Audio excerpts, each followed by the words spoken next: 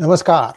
The message that Trump put out yesterday on his Truth Social platform to stop, to tell both Ukraine and Russia to stop, and to Russia especially to stop pounding Ukraine targets. The reason he said that specifically was because for 2 days, United States withheld intelligence from Ukraine, and that's when they found that there was a window of opportunity for Russia, and they just took full advantage of that. A lot of questions being raised as to where things are going to stop, but a lot of other things are also coming.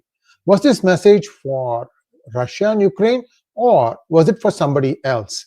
Now, as if things are not interesting enough, something else happened that is on part of United Kingdom government. So this raises the questions, if it was not for the actual players, who was it for? And I'm going to have a small slide deck to explain to you what I think is happening. Here we go. Please like this video, and if you have not subscribed to our channel, kindly do so right away. Here we go. Stop now or face even more sanctions. This was the gist of the message from Trump. What he said was, based on the fact that Russia is absolutely pounding Ukraine on the battlefield, I'm strongly considering large-scale banking sanctions and tariffs on Russia until a ceasefire and final settlement agreement on peace is reached. Trump wrote to Russia and Ukraine, get to the table right now before it is too late. Thank you. So this is where I'm seeing that this might not be for these two players. They are going to be at least meeting somewhat next week in Saudi Arabia again. But there was somebody else who is being told this. Who is that? Well, to understand this, you need to go back a few years to the time when Obama became the president. See, when Obama stepped in, there was a great recession. And then there was this crying need for bringing something which was a more affordable healthcare. He came on that ticket, and he was, in the first 2 years when he had the majorities in both Congress and Senate, he said that he's going to pass it.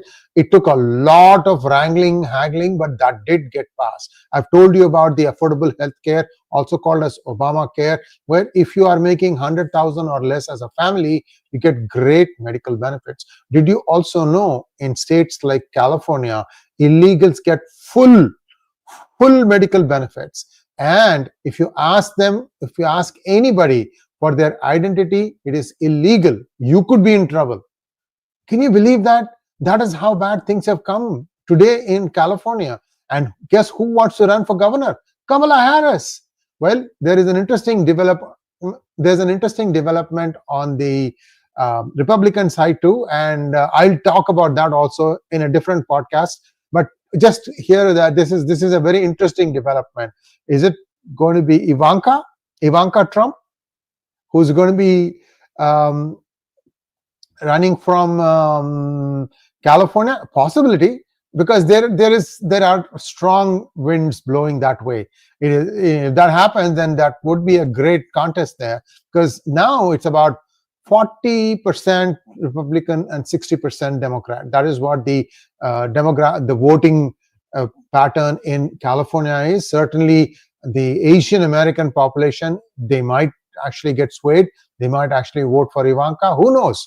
A lot of things are happening there. So that is as far as California is concerned. Now, what else happened today that made me said, wait a minute, there is something else going on here that people are not aware of, because this has not hit the mainstream yet. The UK government has removed one Russian bank and one Turkish company from its sanctions list. The bank's name is Ross Bank. This was put on sanctions in May 2023. And there is a Turkish company, I don't have the name, but it was put on sanctions list in February 2024. Now, UK government has lifted sanctions on these two entities. Why? That means that there is another play that is going on, where we thought that the deep state sitting in City of London was completely against Russia, right? But then how does one explain this? What is going on? Where did things change? Because this would mean that Ross Bank would be back on SWIFT. So who is helping whom? So the plot gets thicker and thicker, right? So what did Obama do in 2008? Like I said, he started Obamacare, and I think as part of that, a lot of hiring was done, but quietly things have been, massaged around. Like, money for this department gets used somewhere else. All that stuff started, I believe, in Obama's time, during Obama's time. And then it has taken a life of its own. During the first term of Trump had a bit of a problem in the sense that he was new and he didn't have the experience that he has now. So he had a few people that probably weren't the best fit, and he thought he was draining the swamp, but the swamp kind of drained him mentally, if you will. And then COVID hit, of course, and COVID is still, the jury is out as to how that happened. I mean, was it like a mistake, an accident, or was it an induced accident? All that stuff is for a different day. So this time around, Trump has been very, very careful. He has only taken one or two entities from New York who could be having some links to the deep state entities that are based in the United States.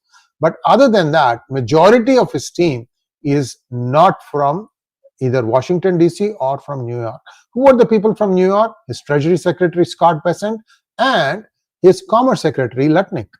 Now, other than that, the rest of the people are mostly from Florida, but there are from other states also. So there is clearly a plan on part of Trump to make a real fist of how to do this draining the swamp this time around. In fact, 𝗏𝗏𝗍 is the big, brilliant move on his part, because what we are now seeing is 𝗏𝗏𝗍 has been given access to Treasury's backend. This was going back and forth. I'm going to have a separate monologue on that, because that's a big one, because I have to tell you all the things that happened and who are the people specifically from the 𝗏𝗏𝗍 team who are looking into this. Everybody gets only read-only access, but that's where the maximum amount of fraud will be unearthed. We'll see, fraud or wastage. We can't qualify them as one or the other, but that will emerge from there. So the 𝗏𝗏𝗍 thing will be a separate episode that I'll do, but just take it that there is going to be some revelations that are going to be coming in that one too. So today, what is going on? Now, I think the resumption of intelligence has taken place and more weapons are being rushed to Ukraine. Is it too late? Because what we are also hearing is that Russia is really going at a very, very high pace to try and occupy as much land as possible in Ukraine, so that when they sit down for ceasefire, they can say, we are going to hang on to all this. In fact, there are even talks about moving the capital away from Kiev. That would be really sad. I don't know if that is true or not. This is a lot of things are, again, flying fast and thick. I have a few references. You're welcome to see them. Also in Kursk, looks like the people from Ukrainian army is completely surrounded by Russia. They are trying to negotiate their way out of it. That'll be very sad. If they, can't negotiate, that means essentially they're going to be slaughtered. I hope it won't come to that. I think the fighting has stopped in the Kursk area. So somewhere Russia has really found its rhythm. It's really going, marching forward. And I think the end game is almost here. How that's going to take place, we don't know. But certainly now you're seeing the other deep state, the other entity is now also starting to play games. And I think Trump had given that message for the deep state in both United Kingdom and in United States. Thanks for watching. Please like, share, and subscribe to our channel. Don't forget to click on the bell button for notifications. Namaskar.